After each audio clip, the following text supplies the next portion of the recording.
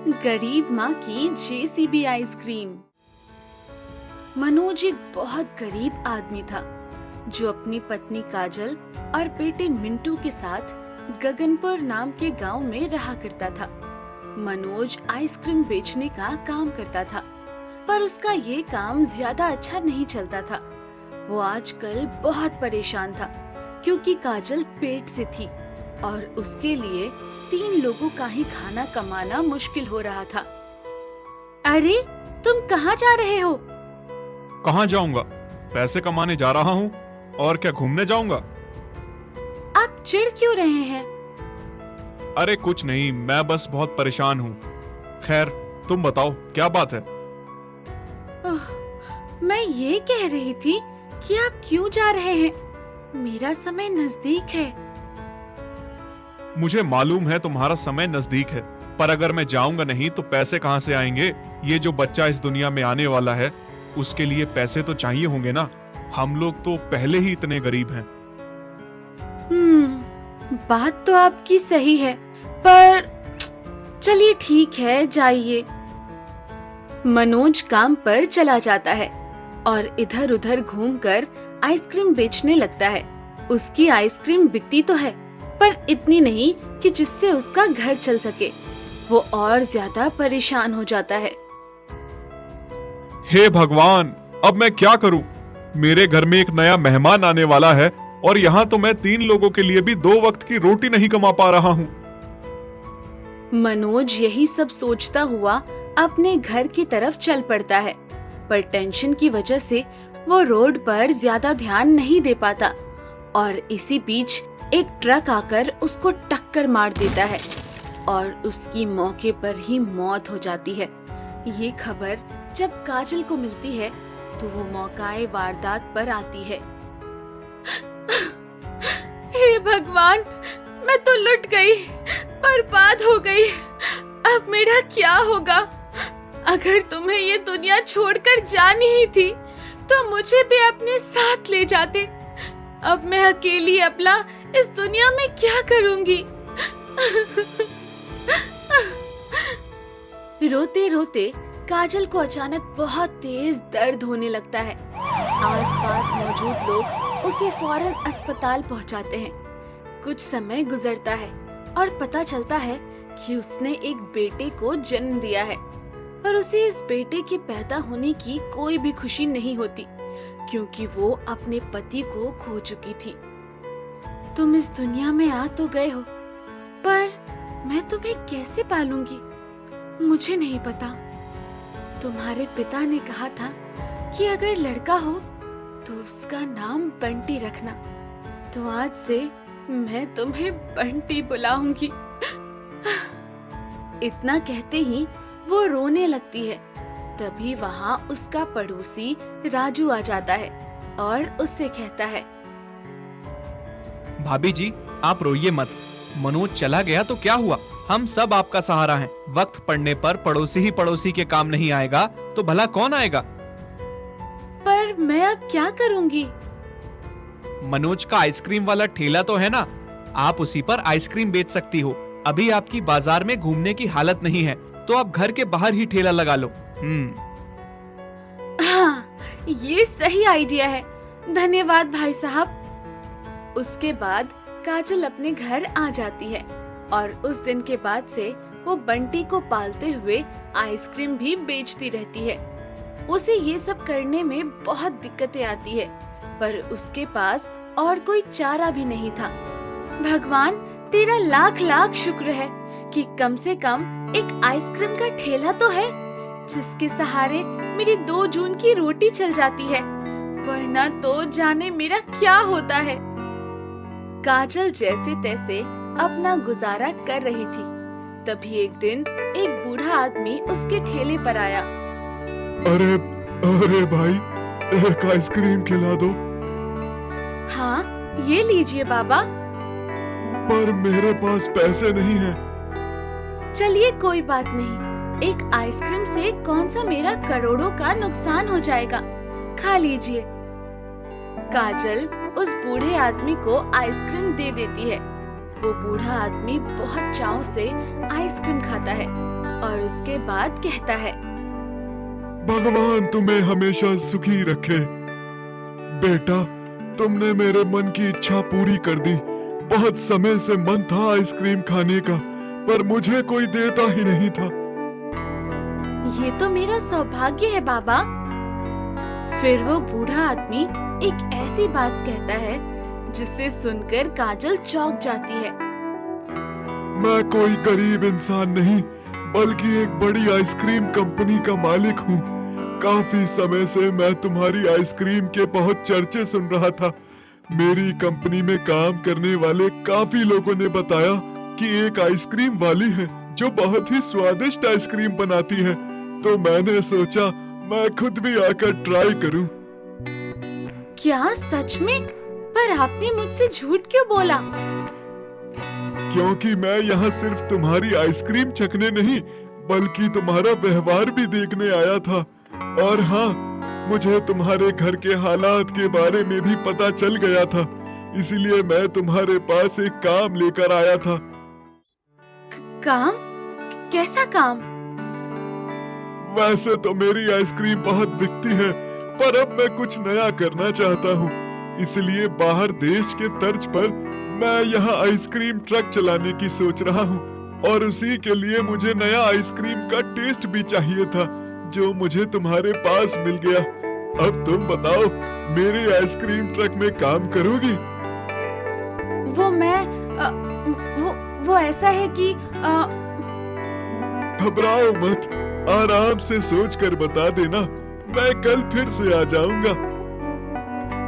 ये बोलकर बूढ़ा आदमी चला जाता है और काजल सोच में पड़ जाती है कि वो क्या करे और क्या ना करे। उसकी रात सोचते सोचते गुजर जाती है और अगला दिन आ जाता है। अगले दिन फिर से वो बूढ़ा आदमी आता है और वही प्रस्ताव उसके सामने रखता है। मैंने आपके प्रस्ताव के बारे में काफी सोचा और मैं ये काम करने के लिए तैयार हूँ, पर मेरा एक छोटा सा सुझाव है। अगर आप बुरा ना माने तो आप आइसक्रीम ट्रक चलाने की बात कर रहे हैं, पर आपने खुद ही बताया कि बाहर देशों में आइसक्रीम ट्रक चलते हैं, तो हमें कुछ अलग करना चाहिए, कुछ नया करना चाहिए। क्या अलग और क्या नया? जैसे अगर हम लोग जेसीबी पर आइसक्रीम बेचे तो वो कैसा रहेगा? है? जेसीबी पर? हाँ, जेसीबी पर, क्योंकि आज के जमाने में जो जितना अटपटा काम करता है वो उतना ज्यादा मशहूर होता है। हाँ, ये बात तो तुम्हारी सही है। चलो ठीक है, तुम जेसीबी पर आइसक्रीम बेचना। उस जेसीबी पर एक बोर्ड लगाएंगे जिस पर लिखेंगे गरीब माँ की जेसीबी आइसक्रीम।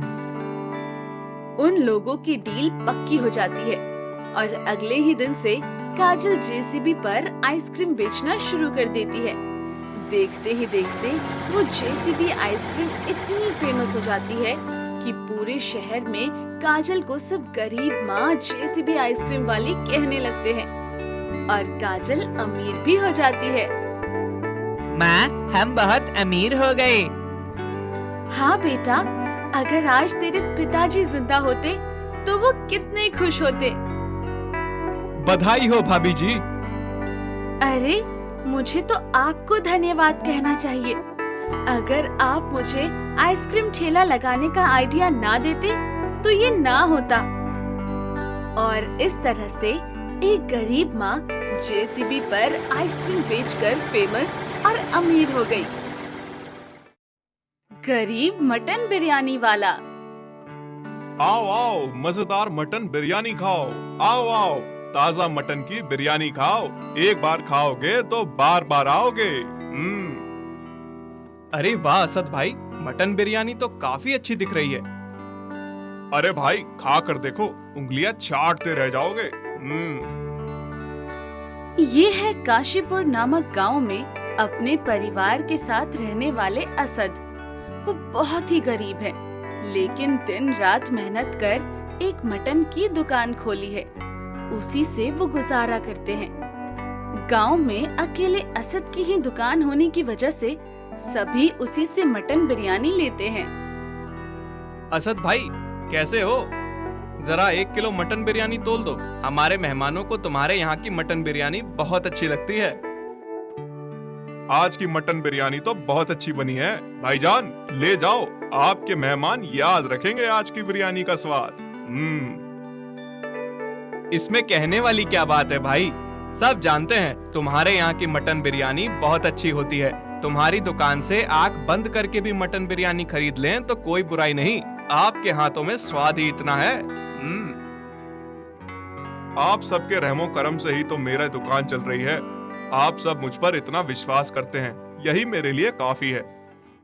अरे भाई, आपकी मटन बिरयानी का स्वाद ही ऐसा है कि लोग दूर दूर से आकर लेकर जाते हैं।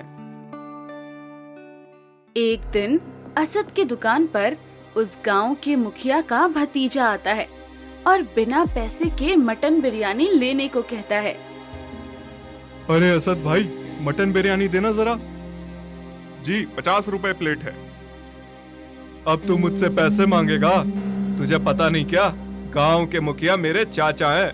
अभी तेरी दुकान बंद करा दूं क्या? है? भाई, अगर मटन बिरयानी चाहिए तो पैसे तो देने ही पड़ेंगे ना। बाकी आपको जो करना है करो। ठीक है, तुझे तो देखता हूँ मैं। ऐसा कहकर सलमान वहाँ से चला जाता है और कई दिन बीत जाते हैं। असद का काम बहुत अच्छा चल रहा था। वो बहुत खुश था क्योंकि गांव वाले सब उसके व्यवहार और उसकी मटन बिरयानी को बहुत पसंद करते थे। लेकिन एक दिन जब सुबह वो अपनी दुकान पर आता है तो उसकी नजर अपनी दुकान के सामने पड़ती है, जहां अब एक और मटन बिरयानी की दुकान खुल गई थी। अरे ये क्या, ये किसने दुकान खोल ली, वो भी बिरयानी की? अब क्या होगा? अब तक इस पूरे गांव में मेरी ही मटन बिरयानी बिकती थी। चलो, जो होगा अच्छा ही होगा। क्या हुआ असद भाई, मुझे देखकर चौंक गए क्या? पहचाना? मैं वही सलमान हूँ। उस दिन तुमने मुझे बिरयानी देने के लिए मना किया था ना। अब देखो मैं तुम्हारी दुकान का क्या हाल करता हूँ। अब सलमान सबसे सस्ती मटन बिरयानी बेचना शुरू कर देता है और आसपास के सभी लोग अब सलमान के यहाँ मटन बिरयानी खाने जाने लगते हैं। धीरे धीरे शाम हो जाती है। असद सब्र करके अपने घर की ओर निकल पड़ता है और घर आकर परेशान बैठा होता है कि तभी उसकी बेगम वहाँ आती है और उसे परेशान देखकर उससे पूछती है, क्या हुआ जी, आज आप इतने परेशान होकर बैठे हो?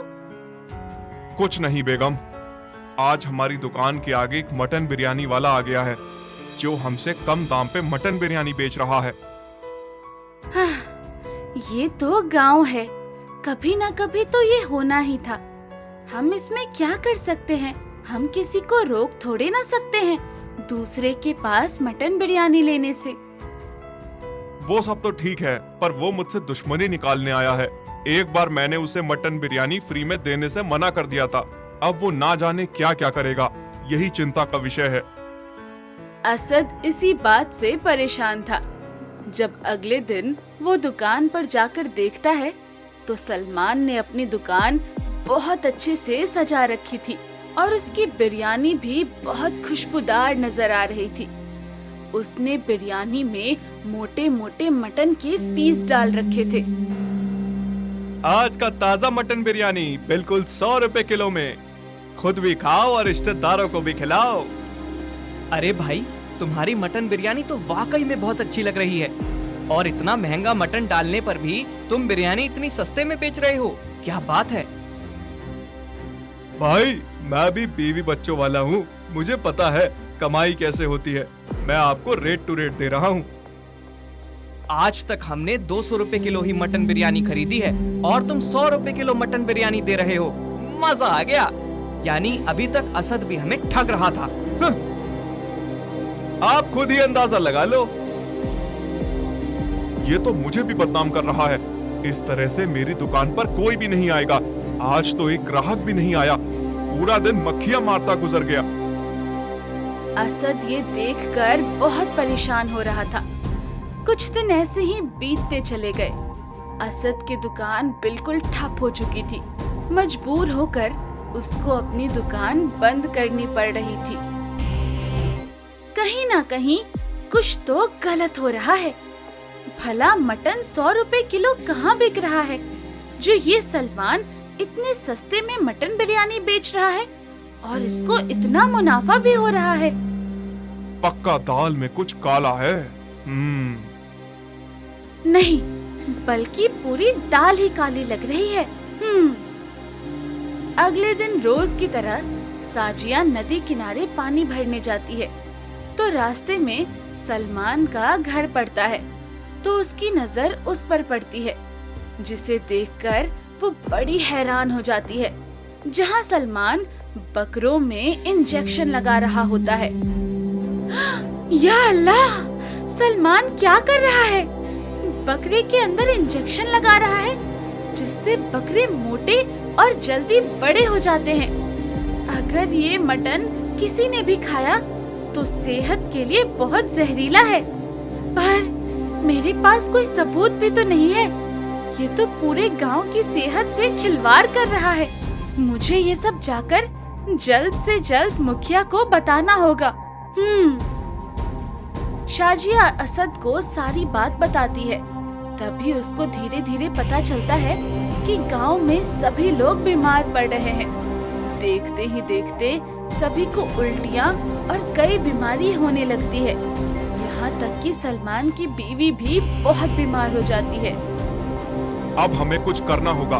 हमें सलमान को रंगे हाथों पकड़ना होगा। अगली सुबह असद, सरपंच और बाकी गांव के लोगों को लेकर सलमान के घर के पीछे छुप जाता है।